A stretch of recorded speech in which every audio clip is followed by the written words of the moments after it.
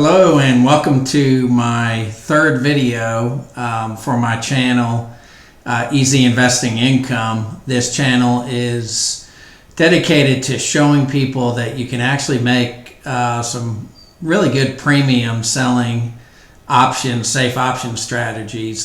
This month I'm going to talk about what I did differently from the previous month. And I'm also going to actually show you my trades and what I did. But before we get started, I'd like to reiterate that I'm not a professional financial person. I'm actually just an amateur doing this kind of as a hobby.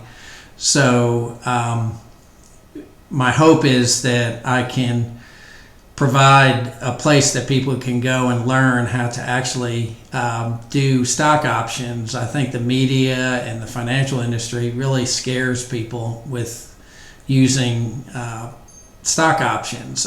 So what I'm doing is I'm showing you an easy way to do it and that you don't have to take a lot of risk. So with that being said, let's go ahead and get started. Let me mention what I did the previous month, which was September 2020, that when I first got started, I primarily just only had a few things in mind. And in the past, I had always kind of jumped around. I never really put a strategy together. So last month I started my strategy, and my strategy was to only purchase, or not purchase, actually I'm only a options seller. So I only sell options that are 10% out of the money, which means if you have a stock that's $50 and I'm selling what's called a call on that option, or a covered call, then I'm looking at trying to sell that stock for 55 and using a strike price of 55. On the reverse, for a put or selling a put, my goal is to also do the same thing. So you do it in the reverse. So instead of $50, I'm looking at possibly purchasing a stock for 45, and I'm selling an option to someone who wants to sell me that stock at $45. So my first month I primarily did those. I only did cash covered puts and covered calls, and I stuck to that 10% guideline. Also, I want to avoid assignment, meaning I really don't want the stocks. I don't want to either sell the stock if I'm doing a covered call or purchase the stock. I may change that down the road, especially if I find some really good values. But my goal is an assignment. Now, I'm okay if I get assigned because, I'm only looking at stocks that I'm interested in, either selling or purchasing. Next, I only look at expirations that are 30 to 60 days out. Not only, I will sell longer covered calls that are farther out into the future. But I'm primarily trying to do 30 to 60 day sales. Next, I will close a contract if there's a good premium. And what I mean by closing a contract is if, say, halfway, say the expiration is 60 days, if within 30 days there's only a little bit of premium left, meaning say I originally gained $100 in premium, in 30 days from expiration there's only $5 or $6 left in premium, then I will buy back that option and close it. I'll talk about that a little bit more when I show you the trades that I worked on. And then I'm trying to make between $50 and $100 per trade. So I want to make it worth my while. I don't want to be doing a lot of trades. I'm trying, if I can get $100 or close to 100, then I only need to make 10 trades or so to earn around $1,000 a month, which is my goal. In my first month, I actually earned over $1,100, and I am going to share that I actually did close to $1,900 this month. So going forward, I may change that goal of $1,000 a month to maybe $1,500 a month, since I've done really well the first 2 months that I've been doing this. Now, for this month, I decided to add 2 more pieces to my rules. One is I'm going to use Delta, which is an options Greek I'll have a link down below that will to a blog post that will explain how the option Greeks work. But for now, I'm just sticking to Delta. Delta, the way I'm using it as a probability that the stock will be in the money when it expires. So I'm looking for stocks that have a delta of 20 or less. So for instance, if the stock has a delta of 20 or less, it has like an 80% chance of not being in the money. So a 20 delta or 0.20 delta is saying how likely your stock is to actually be in the money or near the strike price. So I'm using the delta, and then also I decided to try for the first time a vertical credit spread. In short, a vertical credit spread is where you still sell a stock and gain a lot of premium, but along with that, you also buy a contract. So if you're doing a covered call, you would you would sell the covered call. And what's different with a vertical credit spread, in addition to buy or selling that call, I'm also going to purchase another call that's further out in the money. So I'll pay a little bit of money and limit my risk. For instance, say, again, I'll use the same example. If I'm selling a call for $50, a covered call, or a call for $50, I might purchase another call option, this time buying a call option versus selling. It may be $60 a share for a smaller amount than what the $50 or the $55 call that I sold. This allows you to do the trade with a little bit less risk, and you don't need as much margin in your account. I'll discuss it again when I get to the actual vertical spread that I did. This month I did earn $1,887. Let me go ahead and share my actual trades. Here you can actually see them. Let me move this out of the way. And I'm going to shrink it up so it's not blocking. Let me put it down here. So I'm just going to chronologically go through these trades. The first one is PG, Procter & Gamble, and it's a covered call. You can see it expires on 11/6. It's 450. The C designates that it's a call, and I did a delta of 0.185, which is below 0.20. So it has over an 80% chance of not being in the money, or an 18.5% of being in the money on expiration. For that, that I placed it on October 1st, so it's a little bit over a month. I earned a premium of $1.15, and the cost again is the cost that Schwab charges me, and I was able to hold that contract the whole time, and it actually expired, so I made quite a bit of premium on that one covered call. The next covered call was ED. Can't remember what the name of that stock is. I think it may be Con Edison. But these are stocks I've had in my portfolio for a long time. And again, I'm trying not to sell them, or have them assigned. I want to keep them and continue to write covered calls. For it, I actually got $50 of premium, and it had a delta of 0.18. So again, a good probability that it will not be in the money when it expires, and it also expired. So that worked out well. Made a little bit less premium with it. Only once costs were taken out, $49.35. Now I did two more trades with Corning. I did them slightly higher than I did the previous month. I did higher delta on them, 0.246 and 0.284. So these have closer to 75% chance of expiring out of the money, or 25% or 25-28% of expiring in the money or not expiring, being in the money on expiration date.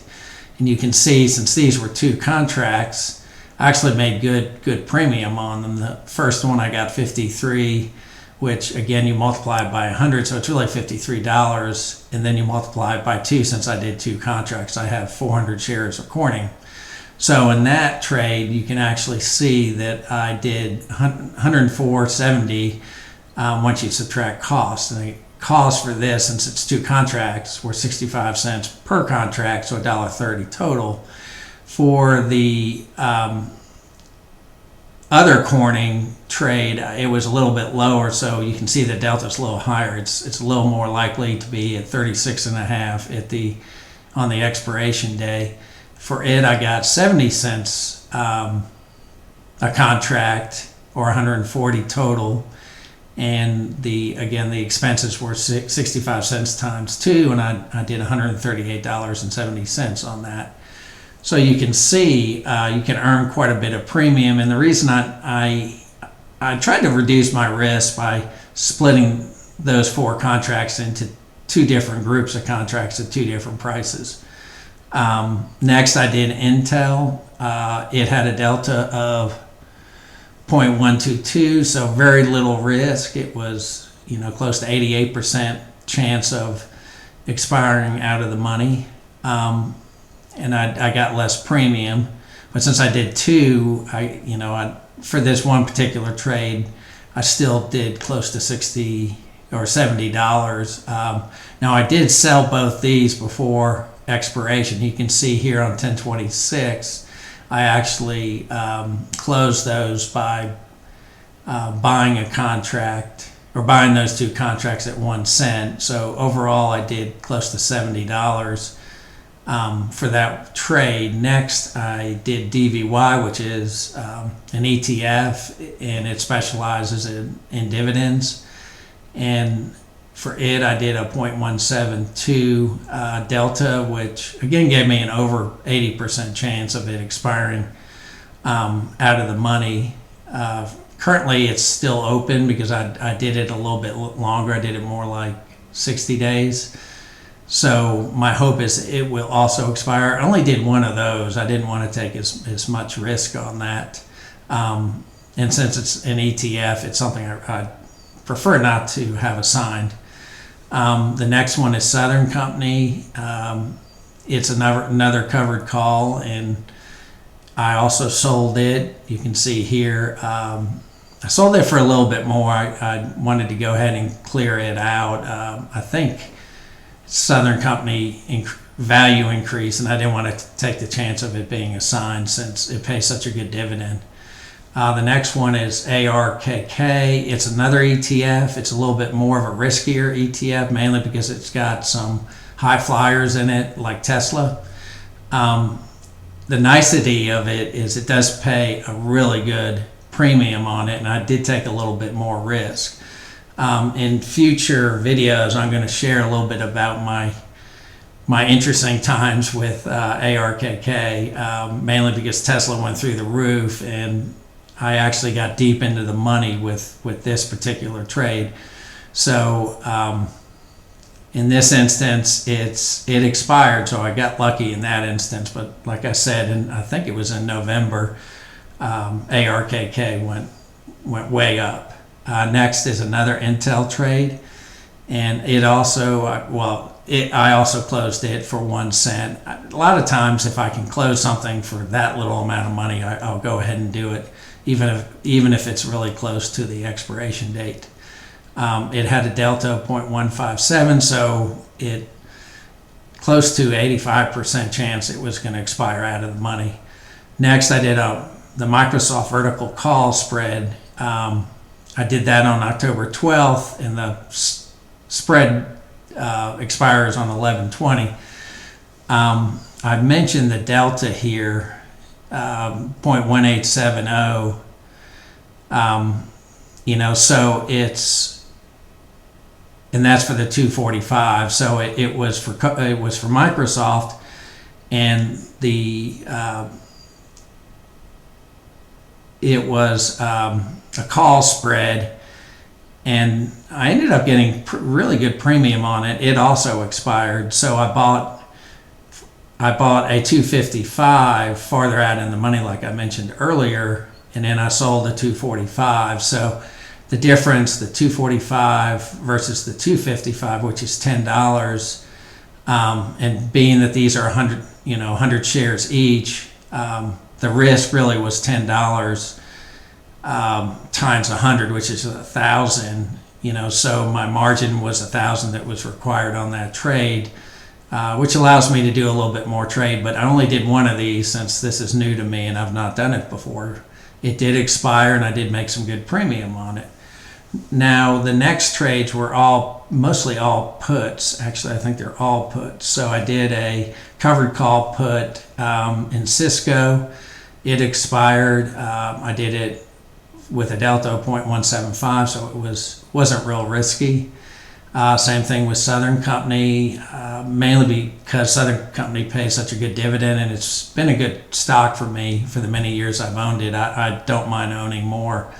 But again, I didn't take a whole lot of risk and made some pretty good premium. For it, I made $50. And then I also did Cisco. This is the food company Cisco, SYY. For it, I got $81 of premium, which isn't bad. And again, very little risk. I took a delta of 0.173, or it's negative 0.173 when you deal with puts, but you can still think of it the same way. It still gives me like an 83% chance of that put expiring out of the money. And I did a 3M, and it had a lot of good premium. Again, it expired. During this time, the market really was kind of on a very upward trend, and I think I got a lot of these purchases on October 15th, or not purchases, sales, when the market was down a bit that day. So if the market has if it's going down on a particular day by a couple hundred points, it's usually a good time to actually sell these contracts. I did PRU, which is one of the insurance companies, Prudential, and it also paid a good dividend. And you'll notice I did only one of these for each of these. I didn't want to take a whole lot of risk since I'm still learning. The next one is Exxon Mobil. Again, very little risk, about the same kind of delta, negative 0.176. And I did 53 cents or $53 of premium, which is lower than my average, but these were pretty low risk covered call sales, not covered call sales, cash secured put sales. Next, I did LEG, earned some good premium on it, and again for low risk. And then I did another one in DVY. So if in the case where you sell some of these earlier in the month, you can pick up another one if the premium looks really good. And I actually did two of those, both puts, and I did them for different expiration dates to earn a little bit more premium. The premium looked really good, especially for the first one, which did take a little bit more risk, but not a whole lot, 0.21. So like a 79% chance that it would expire in the money. And actually would expire out of the money, a 21% chance it would expire in the money. And then I took a longer term one, which is at this point was really more like 3 or 4 months. So again, I like to stick to 30 or 60 days, but not always. Sometimes if I can get a little bit more premium, I'll take that chance. For it, I actually earned $1.39. So you'll see I had a total of 18, or is that 19? 19 trades, 22 contracts. Most expired. I have a few that have been left open, a few that I closed by purchasing the contract.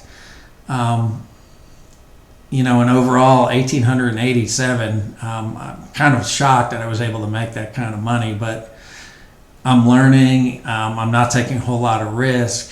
And so far, up to this point, I haven't had anything get assigned and haven't had a loss on any of my trades. Now, from listening to a lot of the other podcasts, this is very unusual. So my guess is this won't last. I probably will have some stuff get assigned, and I probably will take some losses.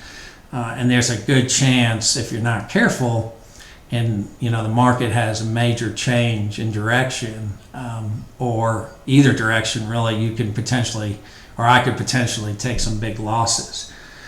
So with all my trades, I had 10 covered calls and 9 cash secured puts. So pretty even spread between covered calls and cash secured puts. My average trade premium was $99, which is really close to that $100 amount that I'd like to get per trade. Things learned.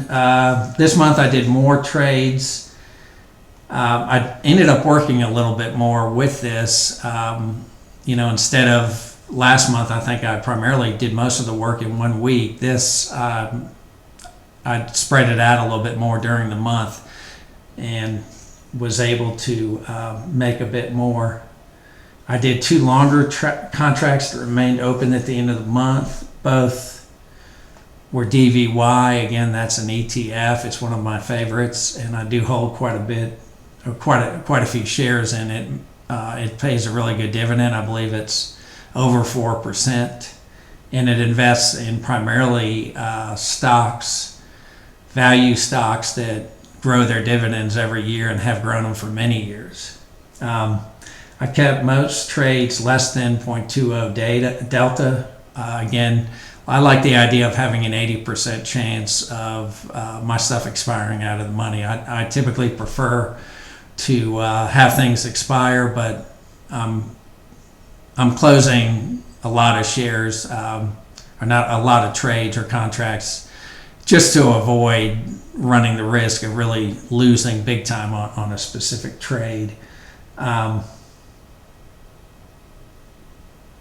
The vertical call, like I mentioned earlier, requires less margin on the account. So in some ways it is less risky. I'm not used to it yet though. So if it went deep into the money, it may be a little bit of a nightmare to deal with, but that's why I only did one. Even though it's less risk and less margin needed on the account, I haven't wanted to push that too much. I like these things I add, I want to do it really slow and take my time and learn from it. So that's it primarily. From September to October, I'm pretty much sticking with the rules. I'm trying to take less risks. I'm adding a little bit each month. And between this month and last month, I've made close to $3,000. So one thing I'm thinking about is seeing if instead of $1,000 per month, I'm going to see if I can earn $1,500. So this has been a real amazing experience that I can earn this kind of money. And when you think about it, if you did something along the lines of drove for one of the car companies, what is it? I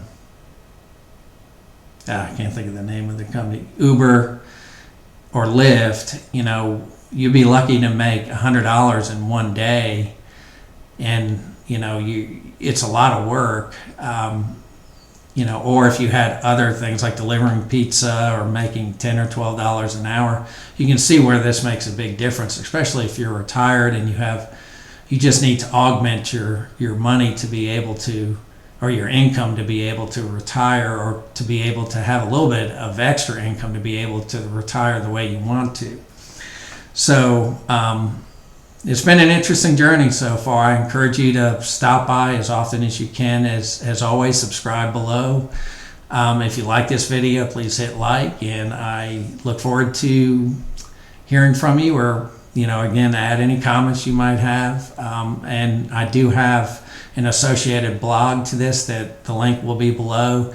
And I do have 2 blog posts, one related to vertical spreads and the other related to the stock Greeks, that I will include those links down below too. So I hope you enjoyed this, and I hope you've learned something. I know I've learned something, and I look forward to seeing you again. Thank you.